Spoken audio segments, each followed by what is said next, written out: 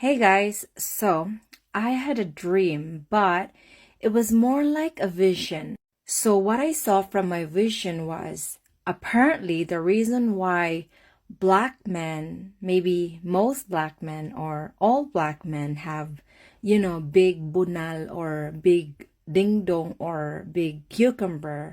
It's because God created them to have that big thing in them. And no, don't even laugh because this is not funny. So apparently the reason why black men have big ding dong is because the big ding dong is considered a strength. So the bigger the ding dong is, the more power and strength you have. So God gave the black men the enormous ding dong. It's because black men are supposed to be the protector of the earth. Not just Wakanda, but the earth. And that is your strength to protect the world. You are supposed to protect the world and to defeat the devil. And I'm not making this up because I told you before that I have visions, and most of the time my dreams are so vivid. Did the vision say anything about those with the baby carrot asking for a friend? No, not from my vision, but if you are someone who injects steroid in your body to make you look strong and powerful, your ding-dong will become a winky carrot. And for the ladies, just FYI, if you see a man who has big muscles that look like Johnny Bravo, more likely he has a winky carrot. But my friend, it's not about a winky carrot or a baby carrot. If we're talking about sexual or making love to your women, a winky carrot or powerful looking ding dong, it doesn't matter, only if you don't know how to use it. If you make love to your woman, winky carrot, it doesn't matter. It's all about how you can manipulate your tongue and your fingers. Because what's the point of having a powerful ding dong if you don't even know how to use it? If you marry a Filipina, more likely she prefers a medium carrot. You talk a lot about black people. Have or would you date a black man? What a silly question. Of course, I would date a black man. But for now, I cannot date a chocolate man because I am dating a brownie. So my man is brownie during fall, winter, and spring. However, during the summertime, he turns into a chocolate man. And somewhere down there is always black. And I know you know what I'm talking about. You didn't answer the question. Have you dated or been in a relationship with a black man?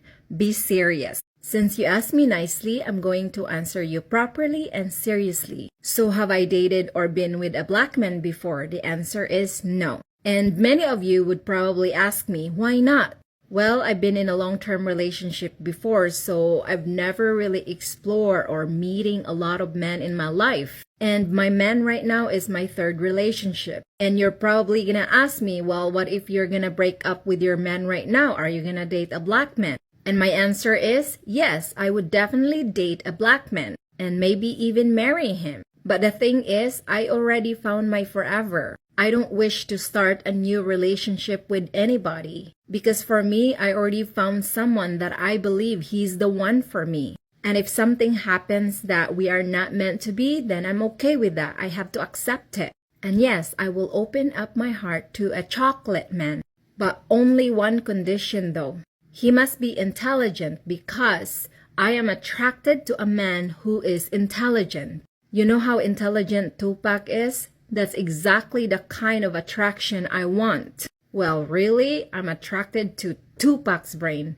He's not only super good looking, but oh my God, his brain and my brain are like... Why mention intelligence though? Why? Because I'm a sapiosexual. What it means is I'm attracted to people who are wise and intelligent. Many men or most men, and no, I'm not talking about just black men. I'm talking about all the men in the world. Most men don't have the capacity of thinking outside the box. All they talk about is alcohol, get drunk, party, sex, big booty, big mountains, big... That's all they talk about. They talk about sex, sex, sex all the time. I want someone who I can have a conversation with. I want to have a conversation with you when it comes to the world, when it comes to planets, when it comes to the universe, when it comes to life. And if you're someone who questions about how the world works, or you question about how life works, then for me, you are so attracted.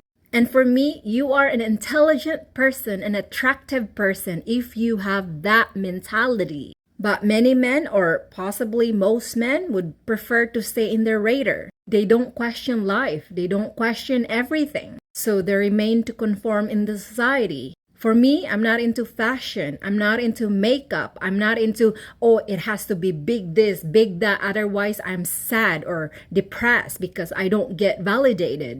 I'm always curious in life. I always question how the world works and how people works. And if I can find someone who has the same mentality as me, then oh my God, I am super attracted to you. So you know what I mean. And that's what I mean. Intelligent must comes first. Now, I'm not saying that you're not an intelligent person. We are all capable of being an intelligent person. But we are choosing to remain where we are. You're beautiful, let's chat. Nope, I'm not gonna chat with you because your intro on attracting women is very poor. A lot of guys are using this kind of tactic to attract women, thinking that, oh, all I have to do is compliment women, they're so beautiful, that way they will like me and want to chat with me or go have a date with me. Men who are using this kind of tactic, you guys need to change this. It's really not a lot of effort to attract women. Oh, hi. Hey, beautiful. You're so sexy. And when you're saying this, we are beautiful, thinking that we may think we're beautiful, you're not really thinking our face. You're thinking our meat. And I noticed that a lot of men these days don't even make a lot of effort anymore in terms of attracting women. All they have to do is show their Lambos, show their muscles, show their wallets. And it's not even about their characteristic anymore. It's all about material stuff. And I guess a lot of people these days, or especially women, are more into materialism. And that is why a lot of men will use material stuff to attract women because they know it's working. And I'm not saying, oh, you should stop doing that. I'm just simply saying that if you want to attract the right woman in your life, you must make an effort of attracting her, not just by saying, oh, you're beautiful, let's chat. And there's a lot of men out here flooding my messages saying, oh, Helga, hi, hello, how are you? I want to talk to you. I want to take you out for coffee or tea. And some of them, oh, I just saw your video. If you really need help, I'm here for you. Yeah, right. And some of them, Helga, I have a house, I have a nice car, I'm a doctor, this and that. Come and talk to me. It doesn't work like that, guys, because you think that all women are the same. That's not how you want to attract me, or if ever